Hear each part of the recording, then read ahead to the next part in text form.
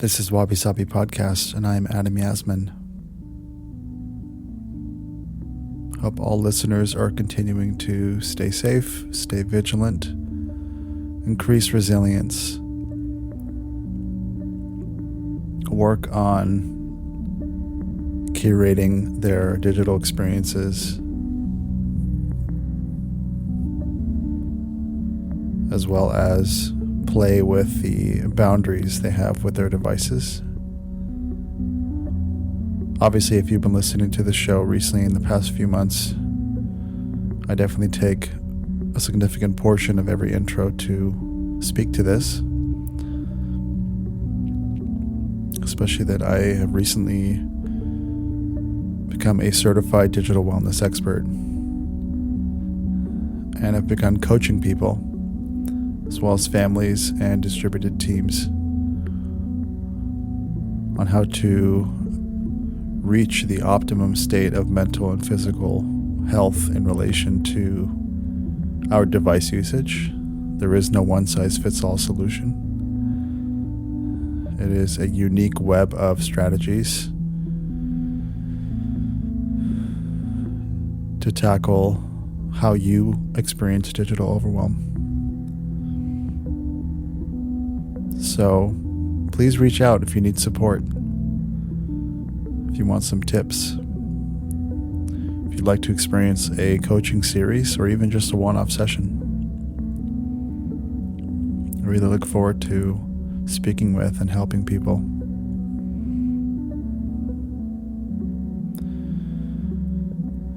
So, moving forward, I'm excited to introduce this week's guest. Her name is Rachel Weissman. She is a design lead at Google and also created an amazing resource for the design community known as Design to Be. She's also an EQ coach and meditation teacher, amongst other superpowers. So without further ado, here's my conversation with Rachel Weissman. Thanks so much for coming onto the program. Yeah, thank you so much for having me, Adam. I'm excited to be here. So you're speaking from the Yucatan. Correct. Yeah, I'm in Merida right now, which is, I feel like more people are familiar with like Tulum and Cancun, but it's about 3-ish hours north of there. Awesome. And how long have you been there? It's been about 3 weeks, and I'm here another week. And yeah, it's a lovely place. It's a very different vibe than Quintana Roo and Cancun and Tulum and all of that. And I was in Tulum prior to this. It's been a very good place to rest, have some heads down work time, relax a bit. So yeah, been enjoying my time here, definitely. So, but your time is, what you're saying is that your time is contained, the time Correct. You're giving yourself there, and then you go back to the States? Then I'm going to Mexico City for a bit, and then I'll be back in the States. So that's fascinating. You're one of the few people I know who's been, or who's traveling, or who's, spending time outside of the States right now. What's that experience like, sort of pandemic travel or pandemic remote working? And yeah, so I was living in San Francisco for 4 years before, and I put all my stuff in storage in August. And I have always envisioned myself one day doing this nomadic kind of living. I did not envision it during a pandemic. But it's quite similar to when I was in my apartment in San Francisco, to be honest. I wear a mask everywhere. I'm in my apartment, or in this case, it's a loft, most of the time anyways. There's outdoor seating everywhere. So it's quite similar. And I'm making sure that everywhere I go, I spend usually a decent amount of time because the constant week here, weekend there is a bit too much to balance all of the things. And just from a traveling responsibly during this time, it doesn't sit with me right to be moving around that much. But it feels pretty much the same as when I was in San Francisco in my apartment there. Um, yeah, and I can imagine. I mean, we're here in Los Angeles, which is possibly not all that different from what folks are experiencing up in San Francisco. Though I can say that LA seems to be we seem to be going buck wild with our numbers, and our sort of maybe collective agitation as to experiencing or living through this pandemic. We live in a neighborhood called Echo Park, which we're like at the foot of this big lake, which and now, and I mean, even in pre-pandemic times, is the public square. I mean, it's the lake, it's a park, it's like Dolores Park, it's just a hang, and there's boats to ride on, and there's food and there's vendors and all kinds of. It just you know representative of life, um and recently in the last few months there's also been this prevalence of people who are exercising their First Amendment rights to to scream as loud as they can about hoax this or censorship this or your freedoms being revoked. This kind of, I call it the anti-masquerade because they essentially just walk and they essentially march together. And I, there was a moment where I was curious, like in other countries or in other cultures, what is there any similar experience of that? And or what does it look like to see us at a distance or at any proximity? Yeah. So I was, So at least in Mexico, it's been it differs based on where you are. So in Tulum, it is part of Quintana Roo, and in Merida, it's in the Yucatan, and they have completely different laws. So in the Yucatan, the COVID restrictions and everything are very.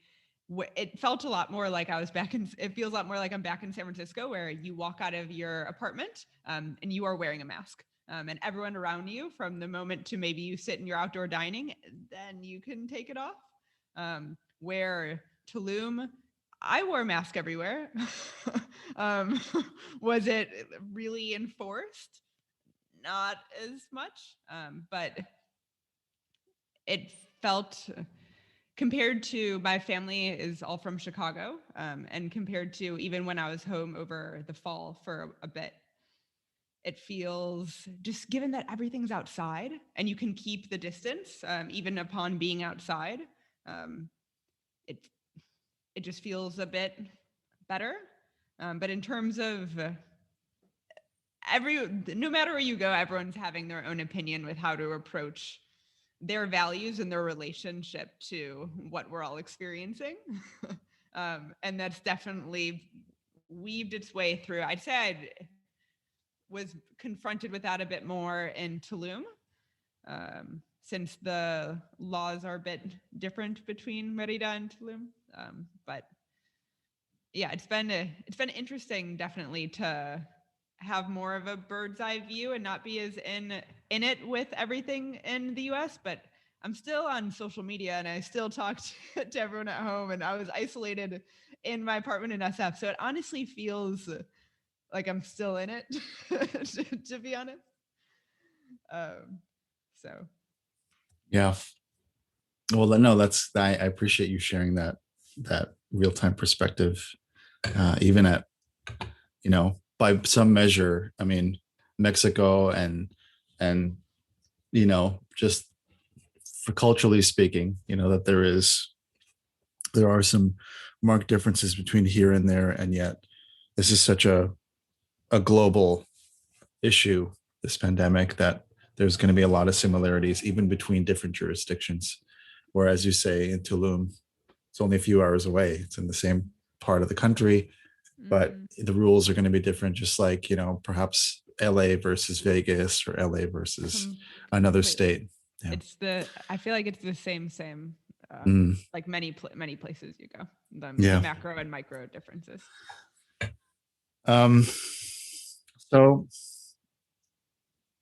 so I recently came across you through a mutual friend and contact, Frank Bach, um, who is, I believe is a design lead at Headspace.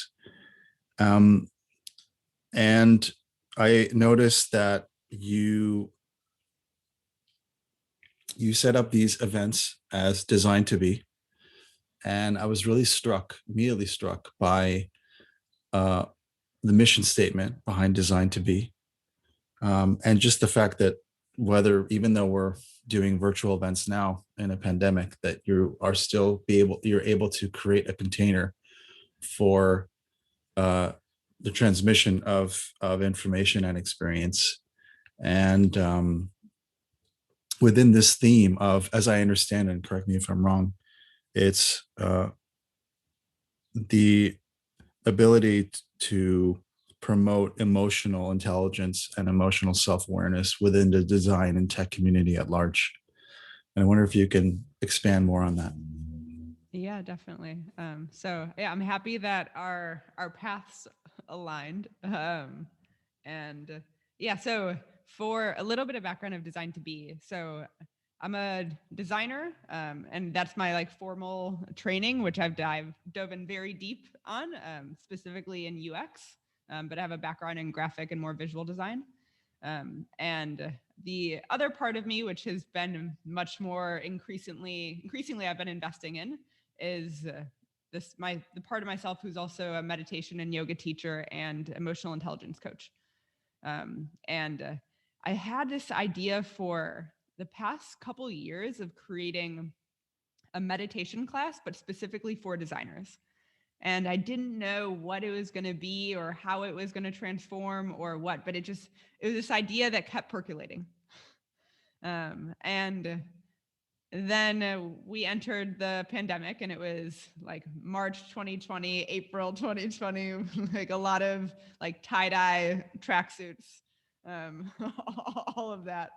Um, and it gave me a bit more space to let this idea marinate. And the result of one meditating, there are a bunch of different meditation techniques. Um, and all these different techniques can help improve or increase your emotional intelligence or your relation or control or management of your emotions. And then, thus, how you are aware of others and how you can form relationships with others. And so, the idea of being this meditation class slowly transformed into it's like, okay, but maybe it could be a community, because everyone's isolated right now and people want to connect with like-minded people, that can elevate designers to become empowered, educated, and effective using EQ-based tools and practices. And that's our like key mission statement. And this came to be more so from reflecting, like balancing these two parts of myself, but also reflecting on my design education and going really, really deep in the hard skills, which are so necessary to get a job. But in order to get promoted and advance in your job and effectively collaborate and maybe even be fulfilled and happy, let's get crazy. Um, Having a high degree of emotional intelligence is completely necessary. Um, and there's no, in the realm of design education or any role specific offerings, there isn't okay, let's learn these skills because it will help me be a better designer or help me be a better engineer or PM or marketer or really anything. It's more of I'm going to do this over here. Maybe I won't even learn about it. And maybe I'll just focus on the hard skills, which is the baseline. But there's all this gray space, which designed to be aims to fill. I love that. I love hearing that. And I coming from a UX background myself, and I came from the machine of General Assembly, which was a really supportive community to sprout from, especially kind of how I stumbled into it and pursued my UX training at the same time that, you know, my partner and I found out that we were expecting a baby. And so I'm just to say that I I really wish that there was something like this, that there was a community like this to interact with. It's here now. So thank you for setting that up. Yeah. It's in its infancy. I'd say like, yes, it's about to enter like preschool, like, and it's like still wearing a diaper, and like the teachers are like, why are you sending it to preschool? And I'm like, she's ready, I promise. Yes, she can do it. So it's still very much in its infancy, but yeah. But again, from the idea, from like inception to creation, and the sort of watercourse way of, there is no sort of straight path to doing that. I just really appreciate the fact that this exists. You know, just, I mean, it's one of many communities at large, though. Just the framing around it, the fact that the mission statement really reflects, really feels like, you know, subjectively it impacts me. I really appreciate, and I wonder if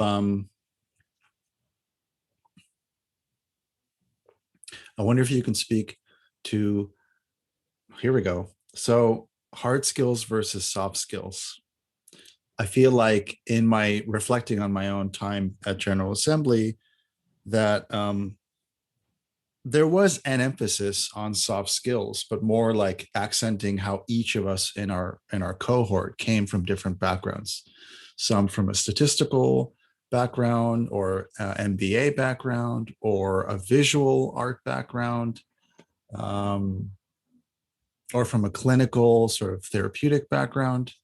And so there was an awareness of soft skills, but there wasn't an emphasis on soft skills. And I wonder if you can, to extend on what you were just saying, like, you know, why should designers, or developers for that matter, just technologists in general, why should we focus on soft skills right now? Yeah. So everyone has their own. So I feel like what they were highlighting, and what I want to make sure to like mirror back and also make extremely clear, hard skills are so important.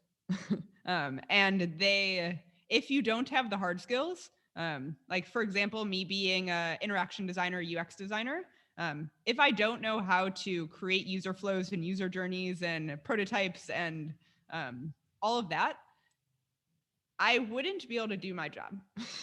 And that's really the foundation of any profession, is the hard skills.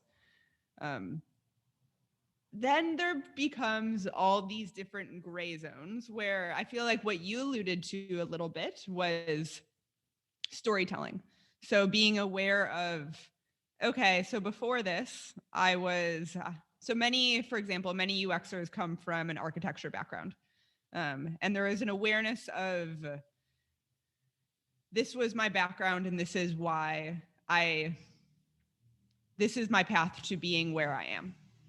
And in the realm of emotional intelligence, my hunch is why they highlighted that is when you're going through the interview process, owning your story and being aware of your story is so vital for effectively portraying who you are and who you want to become.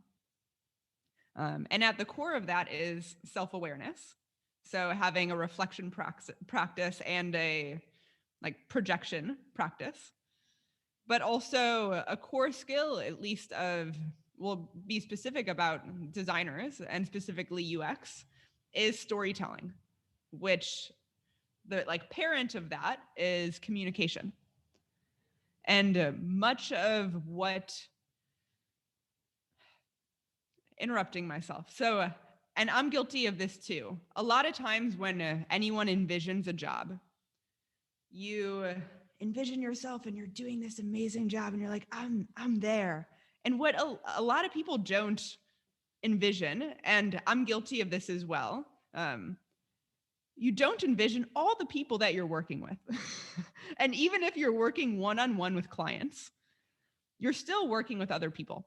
I don't really know of a job where you don't work with any other humans. I bet maybe there's some out there, but at least for designers, much of your job is collaborating and communicating and getting people along for the ride. And specifically, to answer your question, a long-winded way of saying, it will help you at the end result ultimately be more fulfilled. So at the core of emotional intelligence is self-awareness. So are you aware of your story? Then are you showing up in an authentic way that feels true to you? Are you motivated to be doing what you're doing? So do you have this intrinsic motivation to be like, oh, hell yes. Like, I love solving this problem, or I love doing X, Y, Z. And then are you able to communicate with others in an effective way where they also feel seen and heard? Because we all just genuinely, no matter how many blockers or shields we're putting up, we genuinely all just want to feel seen and heard. And are we able to adapt to adversity given the constant changing world that we live in and the roadmap that's always changing, and having some resilience to that? And ultimately ending with fruitful collaboration and maybe even being fulfilled. That's the like, hell yes, this feels so good. I'm genuinely, I know I'm aligned with what I know I should be doing. So that framework, I feel like, can be, that's the general flow of what I'd say would be the answer for design. And I could definitely see that being applied to different roles that have different needs for different certain EQ-based skills or different soft skills. I wonder if you could, thank you for breaking that down, for speaking to that at depth. I wonder if you could also take a moment to unpack what EQ skills or EQ coaching means. What EQ coaching? So currently, this is not part of Design to Be yet, but on my personal brand of things, I offer EQ coaching. And what I've learned a lot from really from doing different emotional intelligence trainings and really diving into reading most EQ books known to man, is the concept of EQ is generally very, very new. And there are all of these different models that have been created by different PhDs that are all different lenses of what is emotional intelligence. And in the 90s, Daniel Goleman released his model for emotional intelligence, which were these 4 quadrants: self-awareness, self-management, social awareness, and relationship management. And I think us as humans really like things in 4s, and we love quadrants. And it's very simple and easy to understand. And his really took off, and this was in the mid 90s, so it was quite recent. But what I do now with clients is using his model as a general framework, but also layering in it from my perspective and my research and my past experience is what's missing from that is meditation. And by having a foundation of a solid meditation practice, it turns as the gateway to unlocking and being aware of your emotions and being able to manage your emotions and being aware of others, maybe through a more empathetic lens, a more compassionate lens, and being more aware of your truth. So when I work specifically with clients, there's a very long questionnaire to understand where they're currently at with their relationship with their emotions.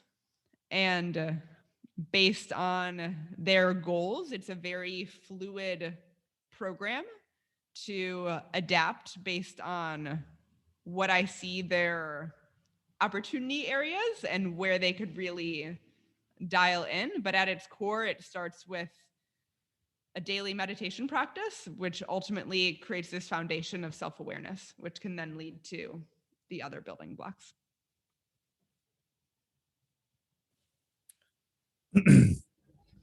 I like hearing, and I appreciate the emphasis on meditation practice, whatever that means to someone, as a foundation or as a foundational building block to um, further developing self-awareness and defining what fulfillment means to you, because these aren't absolutisms. They are an iterative state. Like anything else, it's constantly changing. Do you work with or does Design to Be, between Design to Be and your own coaching practice, do you work with or support designers who are freelancers, or who like specifically work with enterprise level organizations or agencies and whatnot? Is there a difference? Is there like a yes and, or you kind of focus on one? So I'm going to piece apart your question a little bit. So specifically with Design to Be is like targeted and open to anyone who identifies with the designer. So inclusivity and diversity is a very, very, very important to me. So if you've taken one design class in your life and say for some reason Design to Be really resonates with you, hell yeah, come on over. Or if you are a freelance designer or someone working at a big tech organization and you went to a design school and designs your life, it's also for you. Specifically in the coaching work that I'm doing, it's not only designers that I work with, but it's primarily designers. I feel like those are the people that I attract. But it's a mix. It's an all bad kind of mix. So there isn't a definite distinction between like freelance folks or contract folks per se, and like full-time. Awesome. No, I appreciate hearing about that inclusivity. I wanted to share something personal, and I wonder if you can speak to that. Maybe you have experienced this kind of scenario, or maybe you've been hearing about it from the people that you're working with and supporting within the community. As a freelancer, I was only ever a freelancer in UX, and I do feel like I've ventured away from UX as a career path, because I found even prior to the pandemic that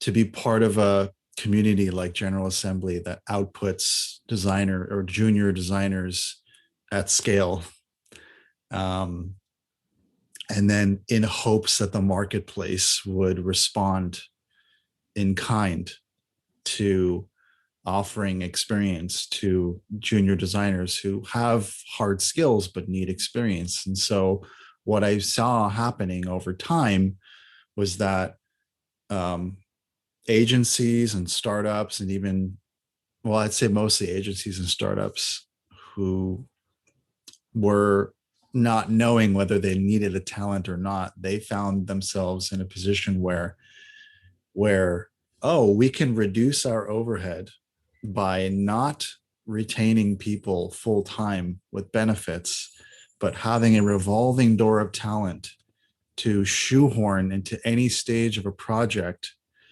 at our will, at our disposal, and having people on a sort of a permanent independent contractor basis with a revolving door status, and not hiring talent directly, but instead going through recruiter agencies or so-called talent farms. And so I found myself as a new parent and a junior designer being this pinball kind of bouncing between gigs. Some gigs lasted a week, other gigs lasted months. I saw job offers for a 2-year independent contract. Um, and I found myself getting very, what's the word?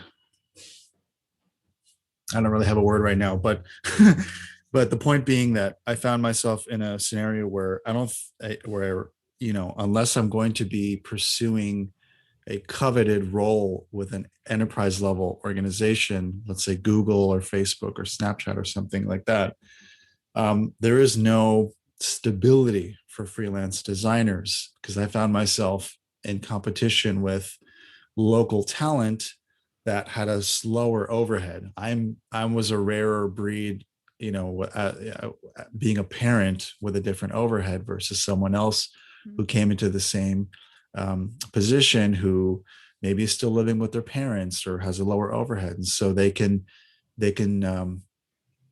not to fault them, but there's always a sort of lower dangling fruit or a higher dangling fruit. Mm-hmm. So fast forward to the pandemic, and suddenly these agencies and these startups now reduce their overhead even further by being fully distributed operations. There's no more offices. And so then there's no incentive to hire local talent. And then they can hire any worthy talent in any location to deliver the same product and service. And so then I found myself in competition with designers in anywhere, Manila, Estonia, Europe, South America, other parts of the States. And I immediately surrendered to realizing I don't think this is really something that's for me in a constant sort of fight for survival.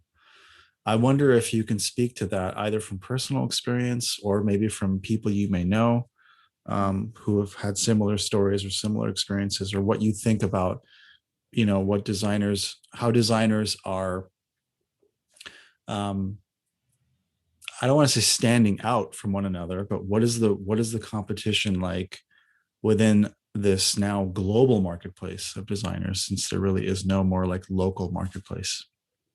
Yeah. So a couple things with that. I feel like this relates back to what we were just talking about a bit ago of the importance of being aware of your story.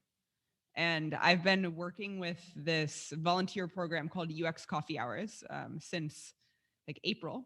And it's like 1 hour coffee chats with quite junior folks that sometimes I'm reviewing their portfolio. Sometimes they ask me about EQ based things. Sometimes they ask about meditation. It's quite a variety. And oftentimes when I look at their portfolio, it's usually, and I had this same looking portfolio before, and now my website's quite different, but it was, hi, my name is, I'm a visual designer based in blah, blah, blah. And then it's this like one sentence at the top, and then a grid of portfolio images below. And their case studies are awesome, and there's all this, but it's lacking who this person is. And then I click on their about page and I'm like, oh, that's this. Oh my God, I understand who you are now. And this is where the investment in emotional intelligence, I feel like, is so important. Having an awareness of, it's easy to get caught up in this very collaborative or competitive landscape that's now on a global perspective. And adjusting a personal story related to the competition is, I remember so I graduated college with a BFA from UIUC, so University of Illinois in Champaign, in graphic design. But I knew I wanted to get into UX. And I redid my portfolio to have UX case studies. And I was like, I feel like I can do it. Trying to talk the talk, but it's competitive. And I had a dream of like, I'm going to go out to San Francisco and work at a big tech company and do all that. And it's damn competitive. It's hard. It's really, really hard. And it's a lot of work. And upon graduating from school, things shifted for me where I didn't get a full-time job out of school, but I had instead an internship at an agency, which was not my plan. It was in Chicago, which none of that was like, I was like, get me to San Francisco, get me to working at XYZ. So none of that was my initial plan. But slowly with the internship then evolved into a full-time role. But I would say the main advice that I would give for folks that are maybe caught in this competitive ping pong is how can you be aware of what your story is to really dive into what are you really offering and what are you really looking for. So the more specific you can be about who you are and the more specific you can be about where you want to go, the greater you'll be able to like attract and also be so clear to recruiters and anyone who you're talking to of, say you are a designer with X background and you really want to do AR VR and it's a certain kind of AR VR and that's just what really lights you up. And thus you can lean on your network and ask, is there anyone else in this particular space? But just leaning on the people you know, and the more focused you can be, the easier it will be able to attract other people that are like, oh yes, okay, I'm down with that too. Yeah, that's great advice.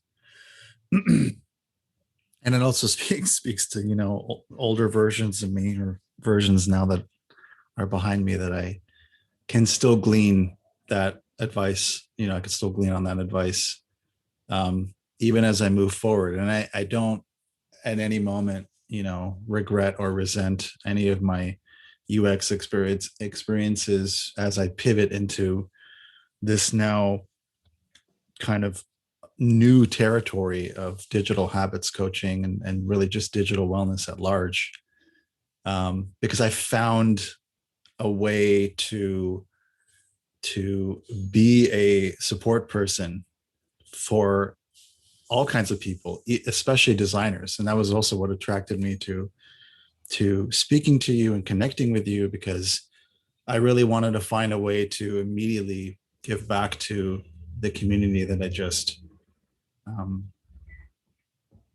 that I grew within. And so to be able to support designers or developers or technologists, and I was doing that especially in person. This even in my even in my contract UX work that I would be doing in offices, I found myself in a few like startup incubators like Techstars, which if anyone has never, you know, hopefully in our post-pandemic world will be incubating startups again in one giant office, like a frat house, and you get to experience that kind of unknowable large office experience of, you know, all this sort of awash in all kinds of energies. So I found myself offering, like finding an open conference room every week at this time and offering my my tea ceremony skills and my hosting and facilitating soft skills to, as just in a selfless gift of like, hey, I would write out to the, you know, the office wide Slack channel and say, hey, on Tuesdays from 2 to 4 p.m., I'm going to be in conference room D offering this experience for myself to keep my head on my shoulders, but really open to anyone. And I would have CEOs, hardware engineers, HR folks, like everyone, different people at different roles, you know, within the hierarchy, come in and find find a way to connect to the experience and to walk away with the benefit. And so anyway, just to say that I continue to utilize my, UX process, even as I apply it to the way that I'm pivoting into this new role and this new realm. Um, so given that Design to Be is in preschool and ready to go to kindergarten. No, she just got to preschool. She just got to preschool. Okay, thank you for mom just dropped her off. She's like doing well. She's playing with other kids. Yeah. So in preschool, what is Design to Be working towards this year, or like what is looking at 2021? Yeah. So one thing that recently came out that I'm really, really excited about is we recently came out with a podcast called Design to Be Conversation, and our second episode just got released yesterday. Congratulations. Thank you. We have some really incredible guests that are scheduled throughout the next few months already. And it's been so interesting to connect with more senior design leaders and understand how investing in their emotional intelligence has impacted their career, and looking at all these different lenses. So that's been, and there's the recordings that you can listen on whatever streaming service of your choice. And then we also have live community recordings, which has been a really incredible way to get folks more involved and allow people to ask questions live, which has been amazing. So that's where Frank was the guest in our January live community recording. And for this coming month, so February, we have Mig Reyes, who's a product design manager at Instagram, who I actually know from when I graduated school, and he was someone who's at my portfolio review, which is nutty. So I've known him for quite a while. But that's what's happening in the immediate. And there's some things that that's still a bit under wraps, but that I'm very excited about. The last thing that I'll touch on. So there's the parent element, which is like Design to Be, which I spoke about. And there's another hypothesis that I had is there's a range of folks of designers who have their own interest and relation to emotional intelligence. But I had a hypothesis that there are certain designers who are super, super keen and have a hell yes, I want to help bridge these two worlds. And that's a more tight-knit select community called Designers to Be. And this is a community that folks need to apply to be part of. And we have monthly meetups that revolve around different themes related to emotional intelligence, as well as accountability partners to make sure that you are held accountable for different things that you're trying to implement throughout the month, and a private Slack channel or private Slack group and all of that. So that's something that is just starting to kick off this year. So if you're interested, definitely check out the Design to Be website and check out Designers to Be and apply if that aligns with you. Those are the main things. On the website, you can also find a link to the private beta, which is very, very, very in its infancy, but more to come on those two avenues later this year. That's exciting. That's great. So I wonder if in our last couple minutes together, if you could speak to your personal work experience. I think, and I may be wrong, but are you currently working for Google, or was that a previous role? So I'm currently at Google, and in March it will be 2 years. Yeah, prior to that, I was at Salesforce and did some startup stuff on the side as well, and an agency before that. But to your question, Can you repeat that one more time? No, just if you can speak, I mean, on, so maybe it's a two-parter in a way. If Yeah. you could speak to what your experience has been like with Google over the last coming up on 2 years, and being that the last year has been assuming fully remote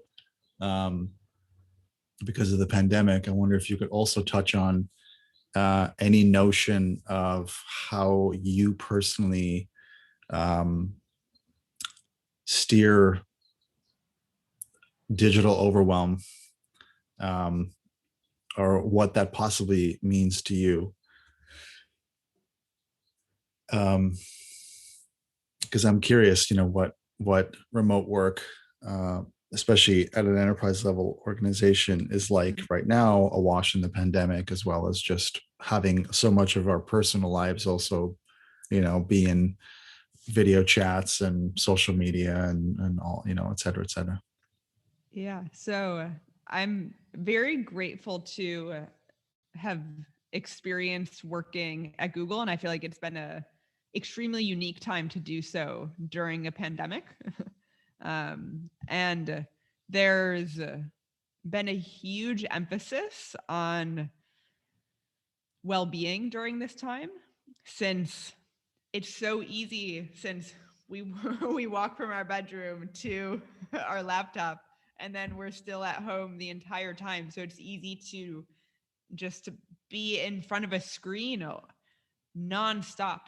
And it's been very interesting and amazing to be surrounded by such a support system in the workplace at such a large scale of making sure that there is this balance in place. And if, hey, I have too much on my plate, that's encouraged. And to, because it's we have had folks on different teams that have have become burnt out over the past year, just given everything that's going on.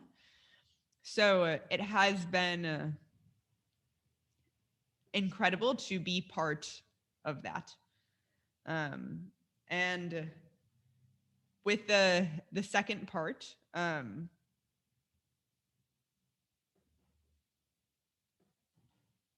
personally, it's been hard. Let's admit it. It's been hard. It's been hard. And I've definitely gone through phases of sometimes I feel very empowered and have my boundaries in place of, okay, laptop closed, okay, honoring my boundaries of timers on my phone, and that's all good. And there's other days where I'm tired and maybe I want to scroll for a little, or maybe this. And I'd say two things. So one, setting up boundaries that that you can honor. And on the flip side of that, being gracious with yourself and being kind with yourself, that there's a lot going on. There's a lot going on. And forgiving yourself if you're moving a bit slower, or if the weight of everything that's going on, if you're just really feeling it today and you just need a nap, or maybe you just need to watch a movie. And that is in its own way is a form of productivity. The doing, you can only do so much until the water glass is empty, and then you need to fill up the water glass. And filling up the water glass, so whether it be the resting, the meditation, however it is you fill up your cup, is also a form of productivity, which me mentally, that was a very hard thing for my mindset to shift. Sometimes it goes between the two, those of it still. But I'd say those are the main two buckets that I have found that have been really helpful, that I think your listeners can apply as well. Yeah, I agree wholeheartedly, and I really appreciate hearing it.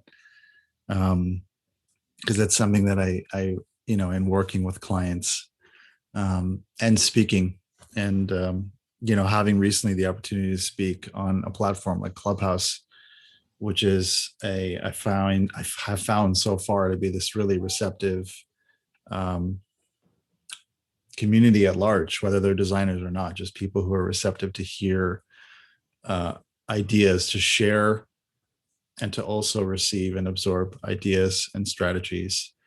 Um, and it's amazing for us to collectively to take stock in this global pandemic experience and realizing that it's this ongoing workshop in redefining what productivity means in this decade and beyond.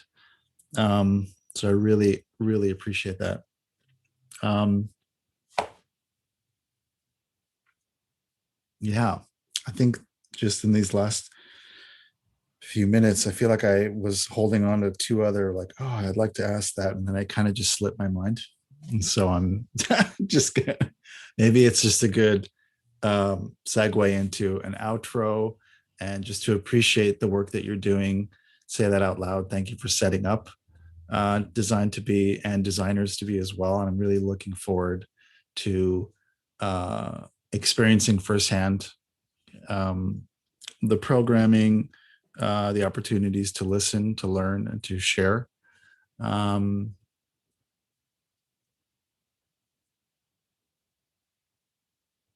yeah, and I just appreciate your energy. It feels really familiar, though we've never met before, and this is really our like first real, well, second conversation. We had a conversation previous to this, so I really, uh, yeah, just to appreciate who you are, what you do, and looking forward to the next opportunity to speak and share and interact. Yeah.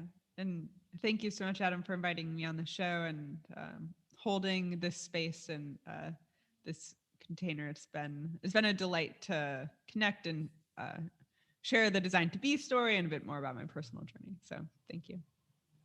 Thank you. All right. Till the next time. Thank you. Bye bye.